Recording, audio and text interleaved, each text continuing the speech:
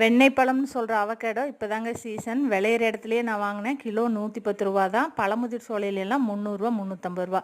Chance கிடைக்கும்போது இந்த பழங்களையெல்லாம் use பண்ணிக்கிட்டா தான், இல்லைன்னா அடுத்த வருஷம் தான் கிடைக்கும். பழம் பாருங்களேன் எவ்வளோ பெருசாக இருக்குது அப்படின்னு. இது வந்து சீடு எடுத்து போட்டு நான் விதை செடி உருவாக்கிடுவேன். விதை செடியை வாங்கினாலும் ஒரு செடி 200 ரூபாவாக இருக்குது. அதனால் எனக்கு 3 விதை செடி உருவாயிரும். அதோட இங்கே பாருங்கள் எவ்வளோ ஃப்ளஷ் இருக்குதுன்னு. ஒரு பவுல் நிறைய ஆயிடுச்சு. இதில் வந்து உடம்புனால கரைக்கக்கூடிய நிறை கொழுப்பு சத்து அதிகமாக இருக்குதுங்க. பெரியவங்க முதல் குழந்தைங்க வரை எல்லாருமே சாப்பிட்லாம். இந்த மாதிரி ஃப்ளஷ்ஷாக டைரெக்டாக நல்லா மசிச்சு சர்க்கரை போட்டு டைரெக்டாக சாப்பிட கொடுத்துடலாம். பெரியவங்களுக்கு சத்து குறைபாடு ரொம்ப அதிகமாக இருக்குங்க. பெரியவங்களுக்கு தான் இந்த ஒரு பழமே வந்து அதிக உடம்புக்கு தேவையான நல்ல கொழுப்புகளை கொடுத்துரும்.